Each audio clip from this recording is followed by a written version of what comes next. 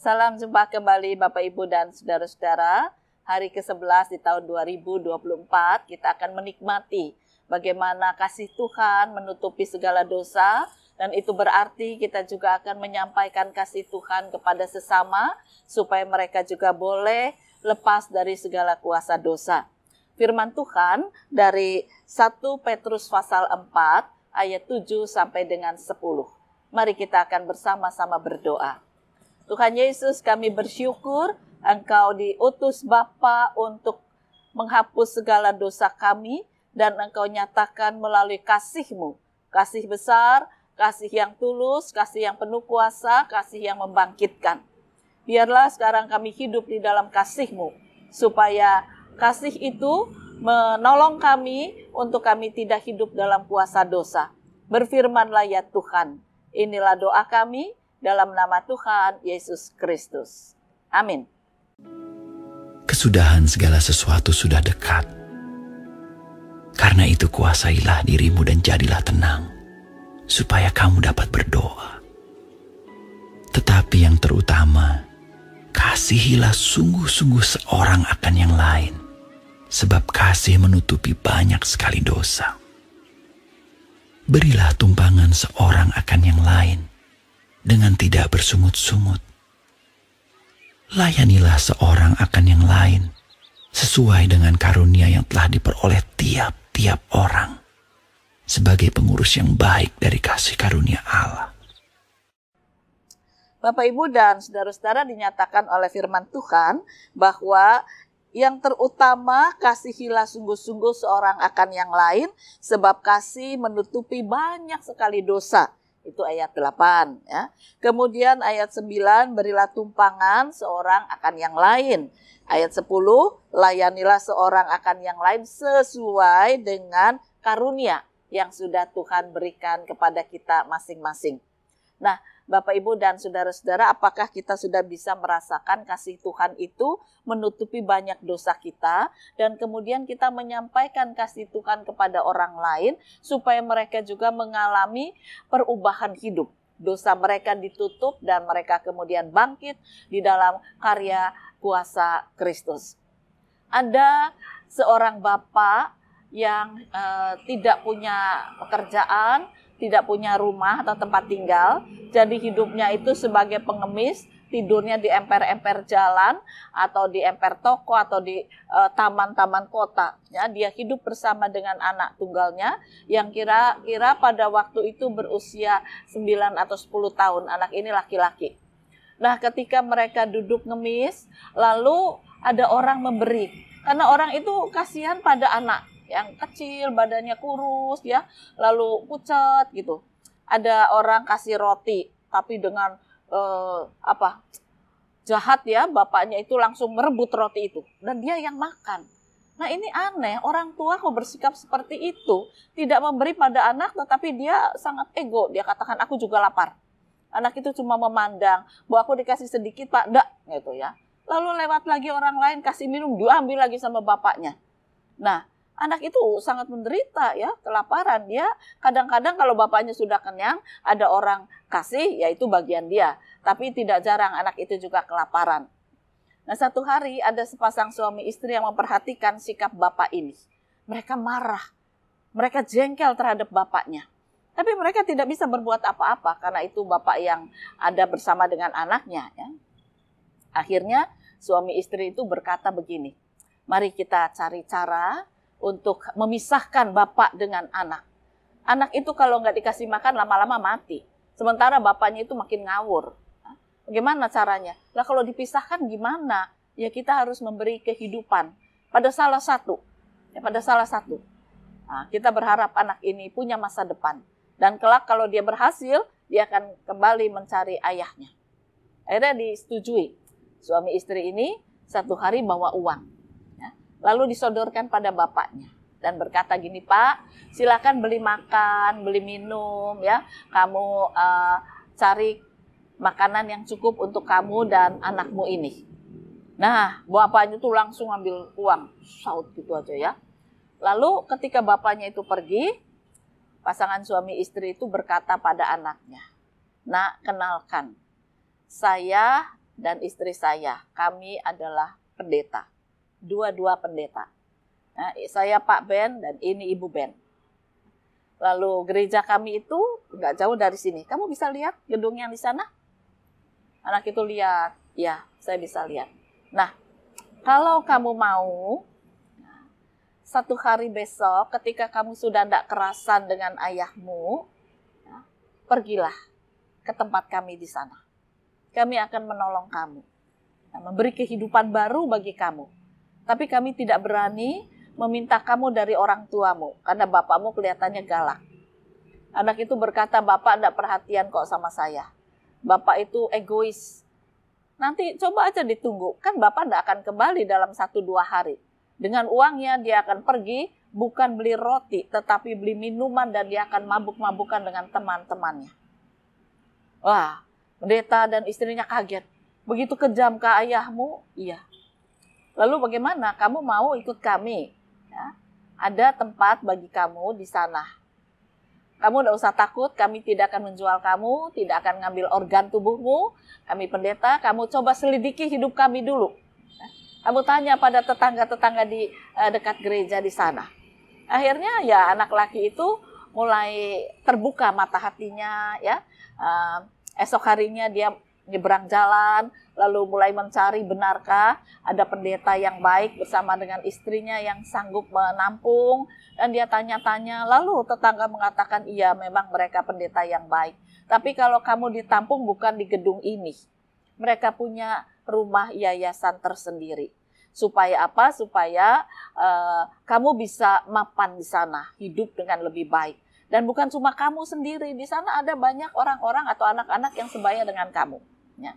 Mereka memang suka memberi kehidupan dan menyekolahkan anak-anak. Akhirnya anak itu datang pada pendeta dan berkata, saya mau. Bawalah anak itu, memang tempatnya agak jauh dari gedung gereja, asramanya. Dan di situ anak itu belajar hidup, kenal dengan Tuhan, dikasih makan, dikasih kesempatan untuk kembali sekolah, dikasih kesempatan untuk bergaul dengan baik, dan terutama mereka atau anak ini harus belajar mengenal kasih Kristus. Ketika anak itu sudah mulai merasa mapan, yang terjadi adalah dia marah terhadap ayahnya. Dia katakan, aku harus sukses dan aku tidak mau kenal ayahku lagi. Keterlaluan ayahku menyiksa aku. Sekarang aku di sini makan kenyang, hidup sehat, berpakaian rapi, bahkan aku belajar. Aku mau belajar dengan sungguh-sungguh supaya jadi orang sukses. Aku tunjukkan pada ayahku, aku bisa sukses, tapi aku tidak mau memelihara atau memberi makan ayahku. Dia orang jahat sekali. Dia membuat ibuku meninggal dan dia membuat aku menderita. Wah, itu membuat dia sangat marah, tetapi memacu dia untuk belajar dengan baik. Ternyata anak ini anak pandai. Dalam waktu singkat dia bisa mengejar segala kekurangannya dan akhirnya dia bisa lulus, ya, tingkat demi tingkat, dan akhirnya dia katakan, aku sudah menyelesaikan sebagian besar dari kuliahku, bolehkah aku nyambi kerja? Ya, tentu saja pihak yayasan di bawah kepemimpinan pendeta tadi mengatakan, silahkan kalau kamu mau nyambi kerja, kakak-kakak tingkatmu juga ada yang sudah sambil kerja, mereka kuliah. Ada kakak tingkatmu yang juga sudah menjadi profesi-profesi tertentu, tetapi mereka kuliah lagi untuk menjadi misionaris-misionaris yang memberitakan firman Tuhan sampai ke pelosok-pelosok, menyatakan bahwa kasih menutupi banyak dosa. Nah, ketika pihak yayasan dan pendeta mengatakan demikian, anak itu diam. Dia tertunduk dan menangis. Lalu dia katakan, saya kepingin jadi orang sukses, tapi saya tidak bisa mengampuni bapak saya. Nah, pendeta itu berkata, tidak begitu nak. Kamu datang ke sini, kamu menjadi orang sukses karena kasih Tuhan. Kasih yang menutupi segala dosamu, masa lalumu, kepahitanmu. Dan sekarang Tuhan membangun hidupmu dengan pembaharuan. Belajarlah untuk mengampuni orang tuamu. Kasihilah dia, siapa tahu ketika kamu mengasihi ayahmu, dia akan menjadi orang yang bertobat juga. Nah, sekarang lanjutkan pergumulan imanmu sambil belajar. Dan anak itu mulai kerja, tetapi juga sambil merenungkan, bisakah saya mengampuni ayah saya? kasih menutupi banyak dosa, kasih menutupi banyak dosa. Saya juga banyak dosa tetapi dikasihi Tuhan sehingga sekarang saya menjadi pemuda yang mapan seperti ini. Bisa kerja sambil kuliah, sungguh Tuhan itu baik. Lalu saya belum bisa mengampuni ayah saya. Nah, tahun berjalan sampai dia lulus kuliah dan pekerjaannya dia tinggalkan. Dia memulai usaha sendiri. Dan ternyata Tuhan menolong dia. Mulai dari usaha kecil sampai akhirnya dia mendapatkan hasil yang lebih baik dan kemajuan yang baik. Pada saat itulah pemuda ini berjumpa dengan seorang perempuan yang menjadi istrinya. Dan istri itu adalah orang yang menolong suaminya untuk belajar mengasihi ayahnya. Dengan tekun, sang istri yang sangat setia kepada Tuhan Yesus ini mengajarkan firman Tuhan, mereka berdoa bersama sampai akhirnya sang suami mulai luluh. Dia tidak mau hidup dalam kepahitan lagi, ingat-ingat masa lalu, ingat-ingat dosa bapaknya, dendam yang dibawa terus-menerus, dia tidak mau. Gimana caranya? Ya, kasihilah ayahmu, sebab kasih itu menutupi dosa-dosa ayahmu. Akhirnya dia bergumul dalam iman dan berkata, Tuhan mampukan saya supaya saya bisa menutupi dosa ayah saya dan ayah saya mengalami pertobatan. Lalu dia mulai mencari ayahnya. Cari tahu, akhirnya dia tahu bahwa ayahnya ada di rumah tahanan. Dan dia jumpa dengan pimpinan rumah tahanan, dia tanya kapan orang ini akan keluar. Tapi jangan diberitahu, saya akan menjemput pada hari dia lepas dari penjara. Betul, ketika ayah itu keluar dari penjara, ayahnya juga tidak tahu mau hidup apa, ya paling-paling balik lagi dalam kehidupan lama, masuk penjara, keluar penjara, ya. Tapi ketika dia dijemput oleh seorang pemuda yang bersih, berpakaian rapi, dengan kendaraan yang bagus, ayah itu bingung, atau bapak ini bingung, kamu siapa? Dan anak itu mengatakan, aku anakmu. Aku anakmu. Kan tidak mungkin, anakku sudah mati. Tidak, Pak. Saya tidak mati. Saya dipelihara oleh Tuhan Yesus. Saya dikasihi oleh Tuhan Yesus. Dan sekarang saya mau membagikan kasih Yesus kepada Bapak. Maukah Bapak ikut saya? Tetapi dengan satu janji, Bapak harus kenal Tuhan Yesus juga. Karena dia bisa menutupi segala dosa Bapak. Dan Bapak akan menjadi orang baru yang tidak lagi masuk dalam rumah tahanan ini. Tetapi Bapak akan hidup di dalam sejahtera, dalam kebaikan. Bapaknya tertawa, itu omong kosong. Tidak ada itu di tengah dunia. Itu hanya ada di novel-novel. Ya, hanya ada di drama-drama. Tidak ada faktanya. Tapi anak itu berkata, baiklah. Kalau Bapak belum bisa terima, tetap Bapak akan saya jemput. Bapak mau ikut saya. Oh, bapaknya mau, tahu anaknya hidup sukses. Dia pikir uangnya banyak, ya. Dan tapi anaknya ini tidak membawa bapak ke rumahnya. Ya.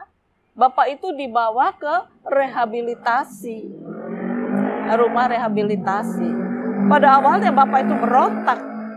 Tetapi akhirnya bapak itu mulai merasakan rehabilitasi mental, rehabilitasi tubuh, rehabilitasi iman di dalam pimpinan kuasa kebangkitan Yesus. Dia mengalami pembaharuan.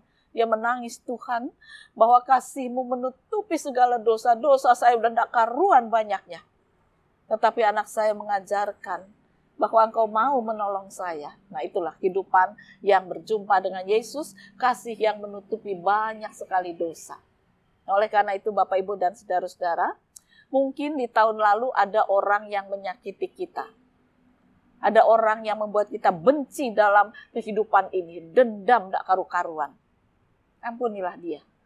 Sebab kesalahan saudara juga sudah diampuni oleh Tuhan. Sudah ditutup oleh kasih Tuhan. Jangan kita cuma mengingat kesalahan orang lain yang membuat kita pahit dalam hidup. Dan ketika kita belajar untuk menyatakan kasih Tuhan, melupakan kepahitan-kepahitan hidup, maka Tuhan akan memberikan kepada kita berkat-berkat yang manis. Ya, tidak bisa dikatakan berkat itu melalui rezeki saja. Tapi bagaimana kepandaian, kesempatan, waktu, berjumpa dengan orang-orang baik, itu berkat manis yang Tuhan berikan. Kepahitan harus kita buang. Kita harus hidup untuk masa depan. Karena kita tahu kasih Tuhan menutupi segala macam dosa yang begitu banyak. Nah, sekarang kita akan hidup untuk hari esok yang penuh harapan, yang penuh kasih, yang penuh damai, yang penuh dengan sukacita bersama dengan Kristus. Jadi lupakanlah segala kepahitan kita dan tinggalkan segala dosa-dosa kita. Kita tidak kuat, tidak mampu melakukan sendiri. Tetapi di dalam Yesus kita bisa melakukannya. Kita bisa mengalami hidup baru. Kita bisa mengalami hidup berdamai dengan Allah melalui kuasa kebangkitan Yesus dan pimpinan Roh Kudus. Jadi mari kita lanjutkan kehidupan hari ini dan hari esok.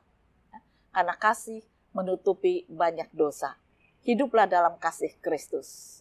Tuhan memberkati firman-Nya. Amin. Mari kembali kita akan berdoa. Tuhan Yesus, buat saya melupakan masa lalu. Kepahitan, kedengkian, amarah, kebencian, supaya dosa-dosa itu tidak berkuasa atas hidup kami semua. Tapi biarlah kami hidup di dalam kuasa kebangkitan pembaharuan Kristus dalam terang Roh Kudus yang akan menolong, memampukan kami hidup dalam kasih yang membawa harapan. Dan ketika kami dilepaskan dari segala dosa-dosa karena kasih-Mu, kami akan menyampaikan kasih-Mu juga kepada setiap orang agar mereka dilepaskan dari segala kuasa dosa. Kiranya Tuhan menolong kami. Inilah doa kami dalam nama Tuhan Yesus Kristus. Amin.